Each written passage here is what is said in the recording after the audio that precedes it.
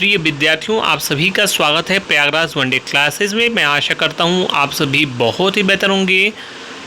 Finally UP triple SC lower PCS 2026 की सबसे जो यूपी ट्रिपल एससी की प्रतिष्ठित परीक्षा है, प्रतिष्ठित परीक्षाओं में से एक लोअर पीसीएस की परीक्षा संपन्न हुई।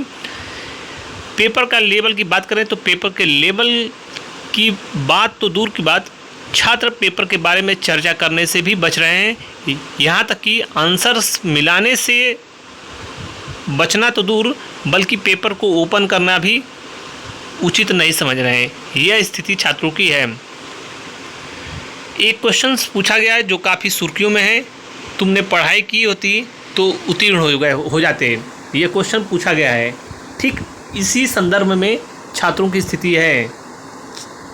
इतने परिश्रम करने के पश्चात छात्र पेपर देने के बाद सोच रहे हैं कि आखिरकार पेपर में पूछा है तो पूछा क्या आ गया है, और दूसरी चीज़ किस कोचिंग संस्थान द्वारा, यूट्यूब के संस्थान हो या टेलीग्राम के विभिन्न पीडीएफ बेचने वाले, कोर्स बेचने वाले संस्थान, जो हर भर्ती में उनका एक ही नारा रहता है कि यूपी स्पेशल अगर आया पेपर मॉडरेट तो 10 से 12, कंप्यूटर भी 10 से 12, उनका यही नारा रहता था। अगर आसान आ गया तो 18 पहुंचा देंगे यूपी जी के, और लगभग कंप्यूटर 12 से 14 क्वेश्चन स्क्रीनशॉट मिलाएंगे। आज बिल्कुल चुप, साइलेंट, यहाँ तक कि दूर दूर से दिख भी नहीं रहे, और उनके चैनल पर गतिविधियाँ बिल्कुल शांत हैं एकदम। ये स्थिति हो गई है। पेपर ने एकदम गर्दा उड़ा दिया है, छात्रों में घबराहट।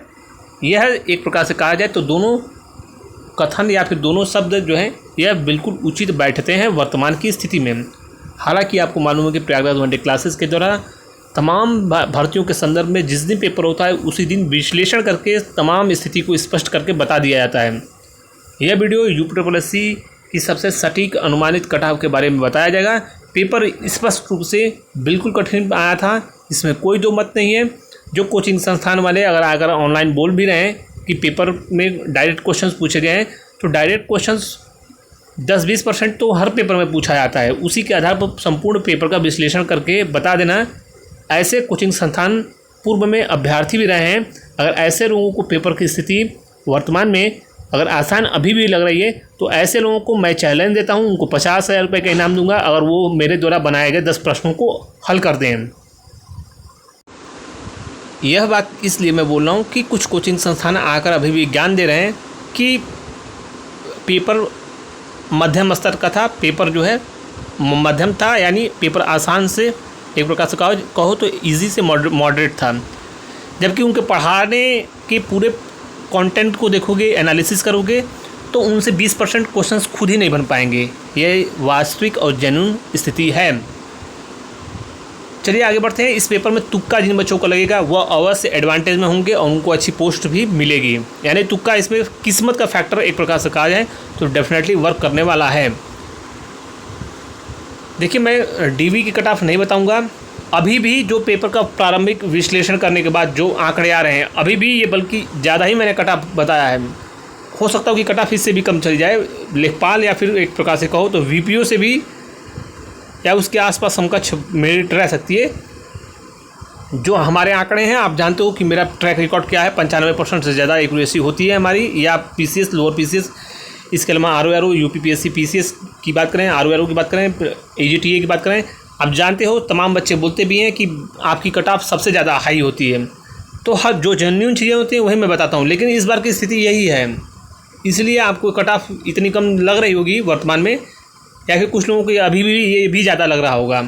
बिल्कुल आंसर की आने के बाद वो स्थिति और भी स्पष्ट होगी। लेकिन वर्तमान में प्रारंभिक विश्लेषण करने के बाद अगर आपके यूआर में 65 से 68 के आसपास नंबर हैं तो बिल्कुल आप अपने आप को सेफ मान सकते हो। ये मैं वर्तमान स्थिति में जो मेरा आइडिया है एनालिसिस करने के बाद वो मैंने आपको बताया।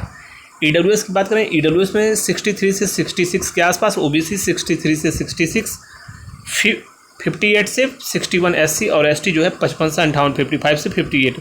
फीमेल्स जो हैं 60 से 63 यानी 60 to 63। ये फाइनल आंकड़े हो सकते हैं।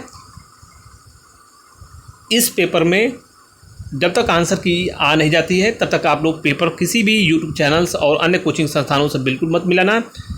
इस कटऑफ में मैं पहली बार आज यूट्यूब पर बोल रहा हूँ। इस पूरे यूट्यूब की जर्नी में पहली बार ऐसा विश्लेषण करने में लग रहा है मुझे कि अभी भी यह वास्तविक स्थिति के आसपास कट ऑफ नहीं है, लेकिन प्रारंभिक विश्लेषण करने के बाद इतना अवश्य है कि लगभग इसमें ज़्यादा परिवर्तन नहीं होगा। लेकिन कट ऑफ के आंकड़े देने के बाद मैंने अपनी स्थिति स्पष्ट कर दी। अगर इसके आसपास आपके नंबर बन रहे हैं तो बिल्कुल आप अपने आप को सेफ मान सकते हो। मेरे अकॉर्डिंग यही कट ऑफ होनी चाहिए। आपकी राय क्या है, आप विश्लेषण करके बता सकते हो। चैनल पर कितना भरोसा है, यह सारी चीज़ें आप अच्छे से जानते हो भली भांति। Thank you so much.